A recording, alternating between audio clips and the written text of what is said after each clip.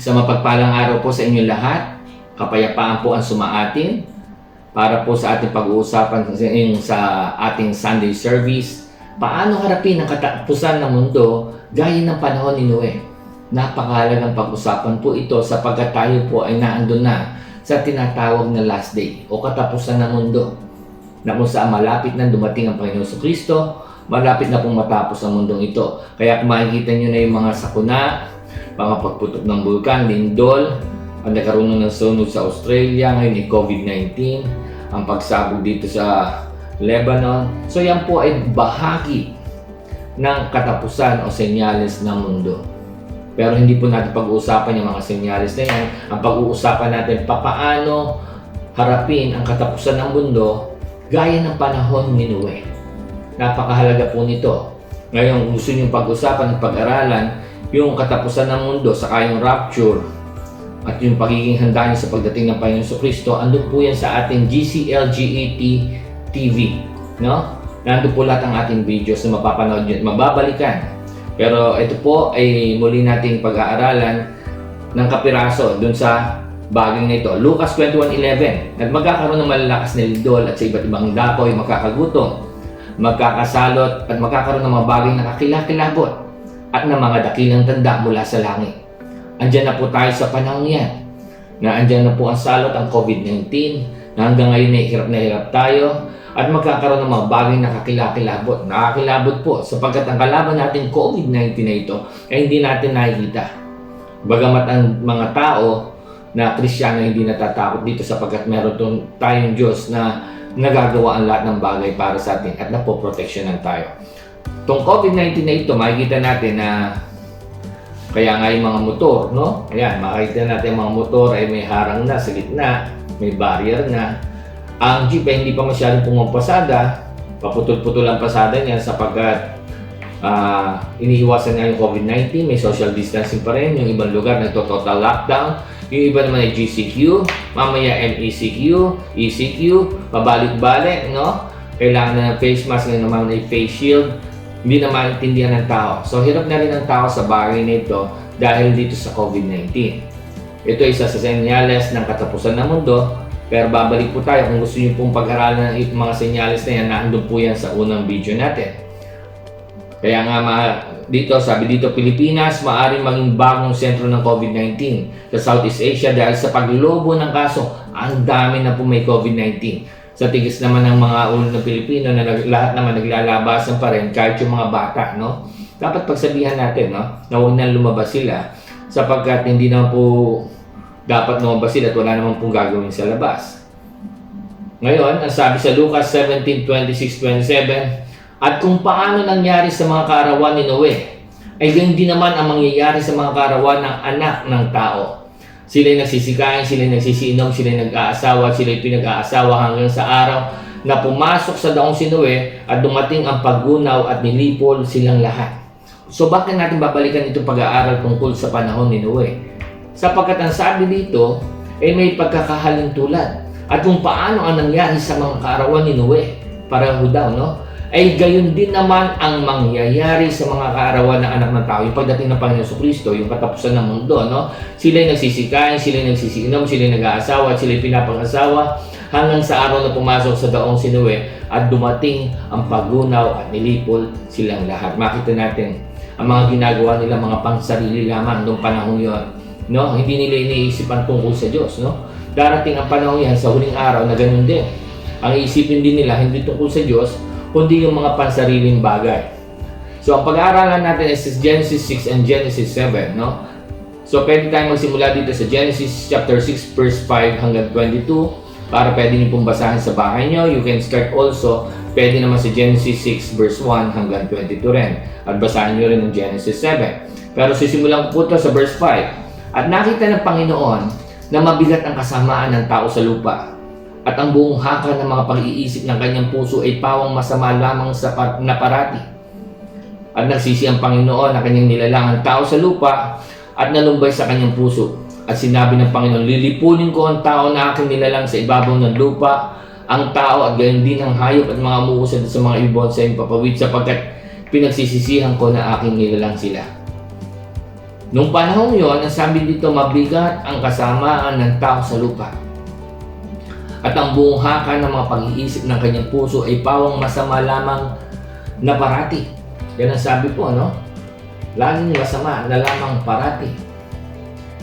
So, yan po ang pagkakahalintulad, no? Sa ating panahon, makita po natin, una, yung katangian po nitong si Noe, no? Number 1, nasumpungan niya si Noe na matuwid, no? Si Noe kasi ay may pananampalataya at may banal na takot sa Diyos. Yan po ay mababasa natin sa Hebreo 11:1. Yan po. Ngayon, no? Yung pananampalataya, ano ba yung pananampalataya? Kasi si Noe may pananampalataya. No? Ngayon, ang pananampalataya ay siyang kapanatagan ng mga bagay na hinihintay. Ang katunayan ng mga bagay na hindi nakikita. Meron po niya si Noe, no? Meron siyang nasumpungan si Noe na matuwid. Nasumpungan siya may pananampalataya. At si Noe po ay nasumpungan na may banal na takot sa Diyos. Dapat po sa panahon ito na huling araw ay masumpungan po ang bawat isa sa atin na matuwid. May pananampalataya, may takot sa Diyos. No, ito po, babasahin natin Hebreo 11:7, no? Or Hebrews.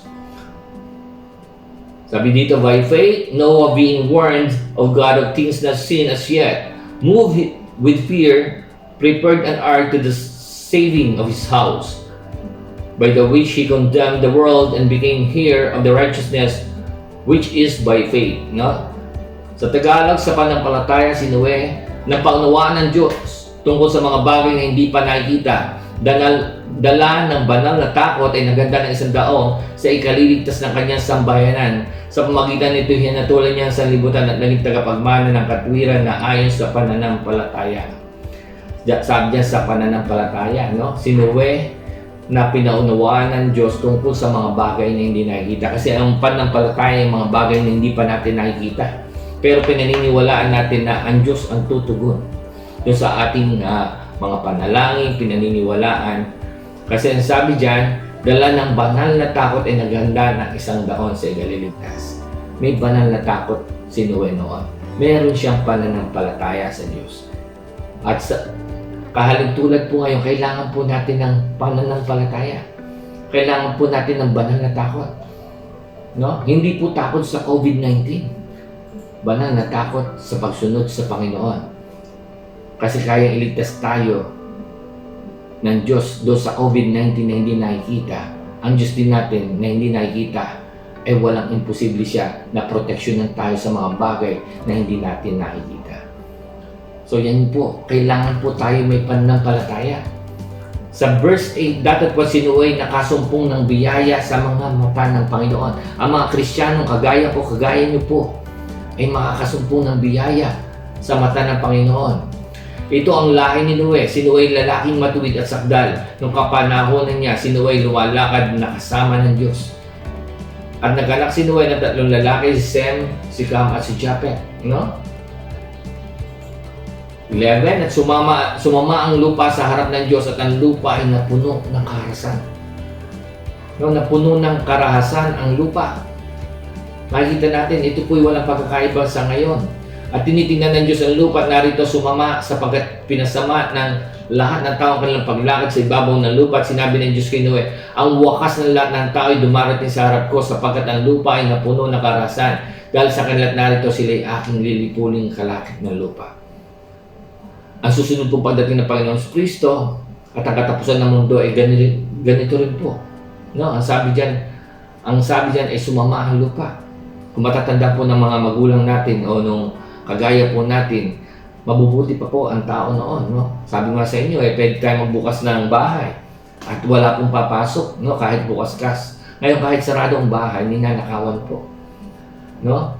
Sa 2 Timothy 3:1-5, ito po ang nakasulat. No? Datapot alamin mo ito na sa mga huling araw ay darating ang panahong mapanganib.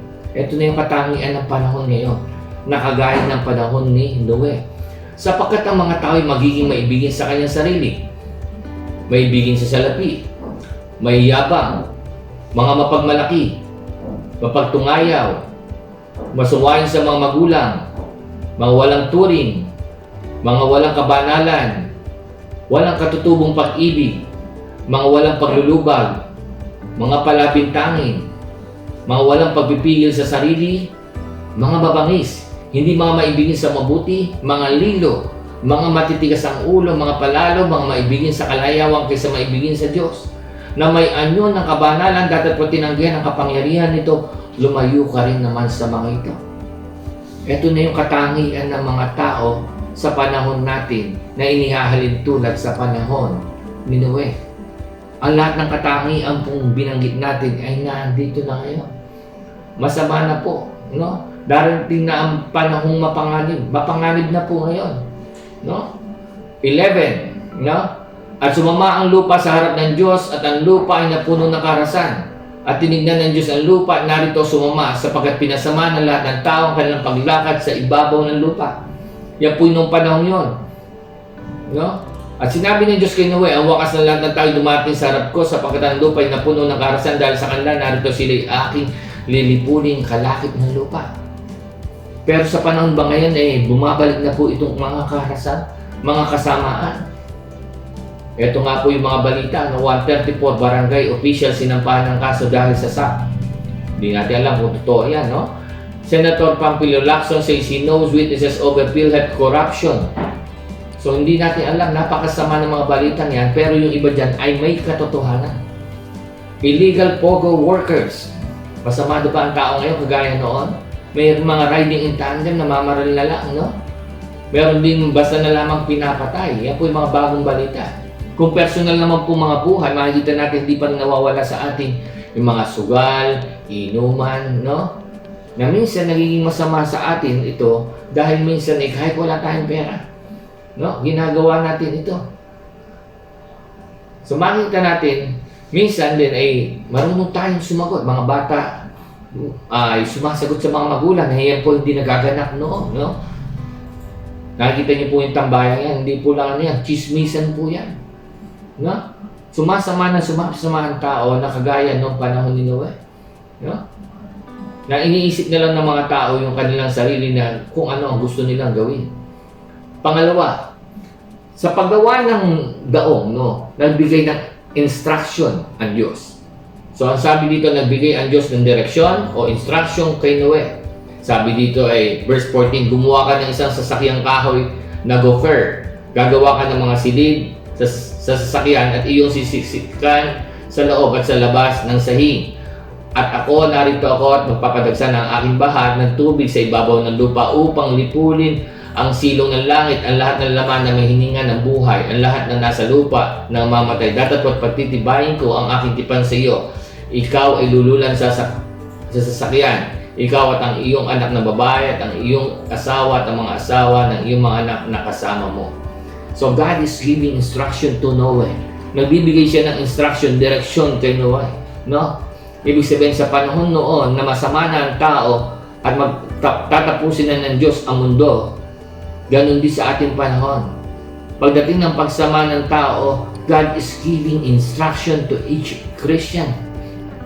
Binibigyan po tayo ng instruction ng Diyos. Paano tayo humarap sa mga dalubyo o dilubyo ng buhay, sa mga hirap ng buhay, sa huling panahon ng buhay. Paano po tayo harap? We are reading the Word of God. Kailangan po natin ng salita ng Diyos, ang Biblia, no? Ang sabi nga ng iba, ang Bible is believers' instruction before leaving earth. Ito po instruction sa mga tao bago ka umalis sa mundong ito. Bakit? Kung hindi mo mababasa ang instruction na ito, hindi ka makakapunta doon sa langit. So napakalaga po ng Biblia. Life Instruction Manual. The Bible contains all the information we need. It is written in 2 Corinthians 3:16-17. Sabi diyan, all Scripture is given inspiration of God. Lahat ng kasulatan ay kinasihan ng Diyos. And is profitable for doctrine, for reproof, for correction, for instruction in righteousness, that the man of God may be complete, thoroughly equipped for every good work. No? Lahat po yan ay hininga ng Diyos. No? Yung salita ng Diyos, magagamit sa pagtuturo, sa pagtatama, sa pagbibigay ng instruction upang yung tao ng Diyos, ang sabi diyan, maging kumpleto, fully equipped para makagawa ng mabuti. Sabi diyan, to be right with God, to worship God acceptably, to serve God in righteousness, to govern our relationship to live godly in the life, and to be saved eternally. Diyan lahat nakasulat ang mga dapat natin gawin habang tayo na andito sa mundo at hanggang tayo ay makatungo sa kaligtasan doon sa langit. So God is giving instruction to Noe. Sa ngayon naman sa panahon ng patapusan ng mundo o dito sa panahon natin ngayon, ay God is giving instruction to each Christian. Kailangan po binabasa natin yung salita ng Diyos araw-araw para nalalaman natin yung instruction ng Diyos sa atin. Pangatlo, ang Diyos ay nagpahanda sa Kanya ng lahat niyang kailangan. Sabi dito sa 21, at magbaon ko na lahat ng pagkain na kinakain at imbakin mo sa iyo at magiging pagkain mo at nila. So God will supply our needs. Isusupply ng Diyos ang ating pangangailangan even during COVID-19, even during our trials. Kahit ngayon sa panahon na naghihirap tayo, God can supply our needs. Paano? Kagaya ni Noe, magtiwala tayo sa Panginoon, manampalataya tayo, magkaroon tayo ng banal na takot sa Diyos, at isusupply ng Diyos ang ating pangangailangan. Diba? Kaya nga pananampalataya ay mga bagay na hindi mo pa nakikita, pero inaasahan mo ang Diyos ang magsusupply sa iyo ng iyong pangangailangan. God will supply our needs, no? Pang-apat, ipinangaral ni Noe ang kaligtasan.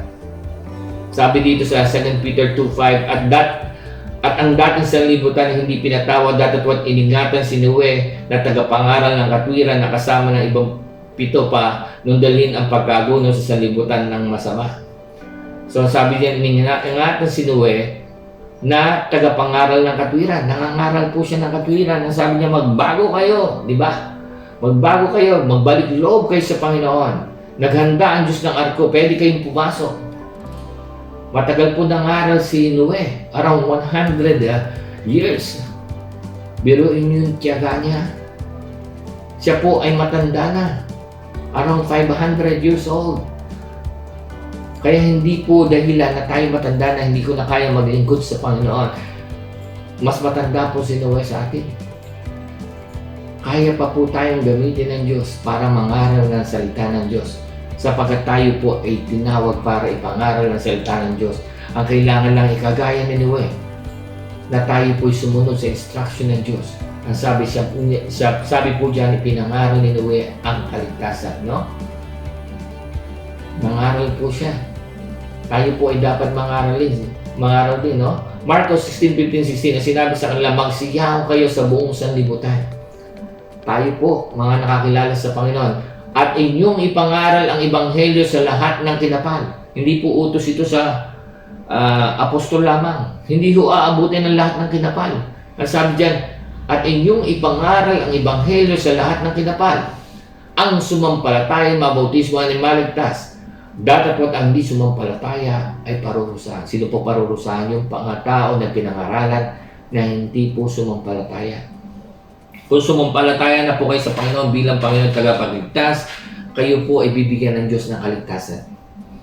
Pero kung kayo po ay narinig nyo ang salita ng Diyos na ito, o ang mga salita ng Diyos sa Biblia at di nyo pinaniwalaan, ang sabi diyan, datatwat ang hindi sumampalataya ay parurusahan. Yan po. 22, gayong ginawa ni Noe, ayon sa lahat ng inutos sa kanya ng Diyos at gayon ang ginawa niya. Ibig sabihin, sinunod ni Noe ang lahat ng instruction ng Diyos. Dapat po ay sundin natin ang mga nakasulat sa Biblia, kagaya po ni Noe.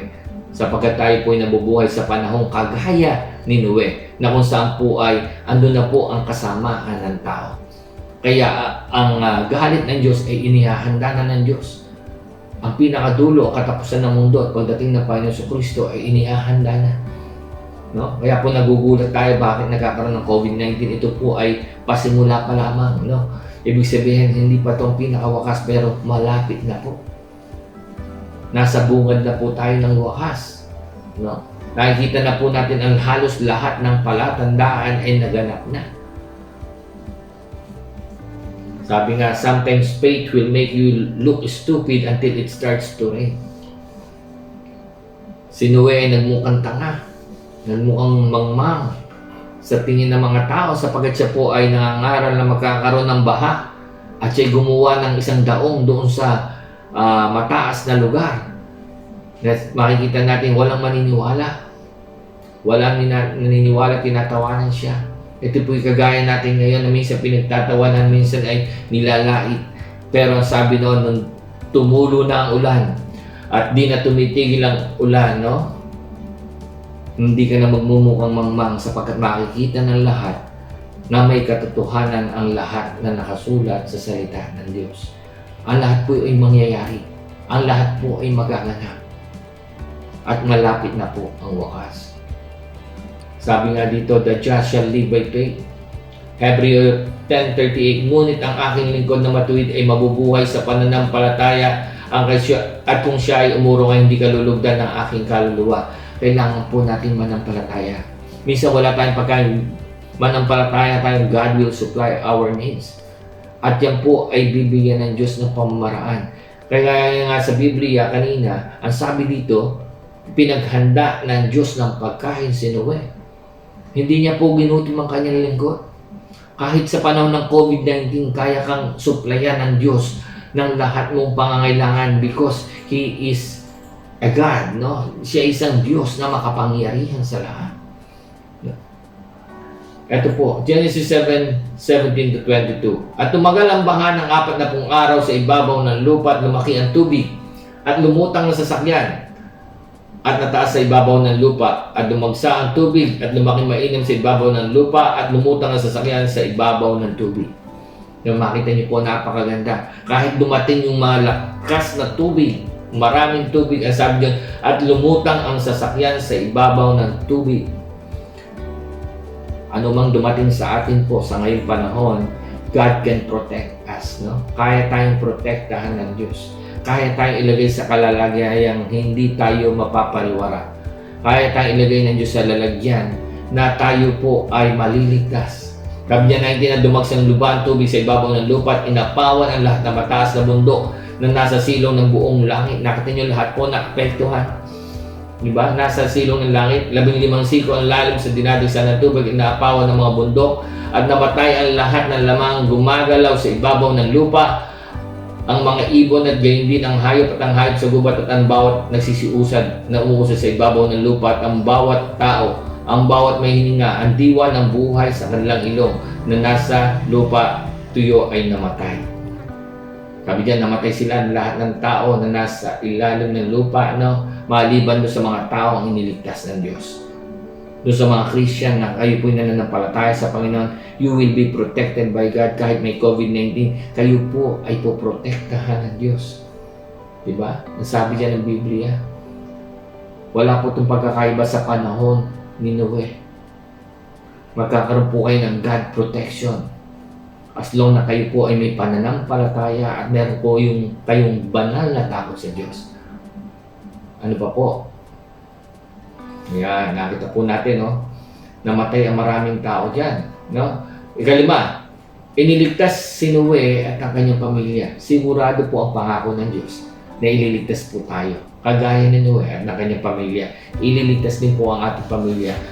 Basta po ang ating pamilya po ay ibigay po natin sa Panginoon. Ibig sabihin ay tulungan natin makapaglingkod din sa Panginoon. Kasi ganun din po ang pamilya ni Noe. Siya po tumulong sa kanya. Verse 23, at nilipol ang bawat may buhay na nasa ibabaw ng lupa. Ang tao gayon din ang hayop at ang mga musad at mga ibon sa impapawid at sila'y nalipol sa lupa at natira lamang si Noe at ang mga kasama niya sa sakyan.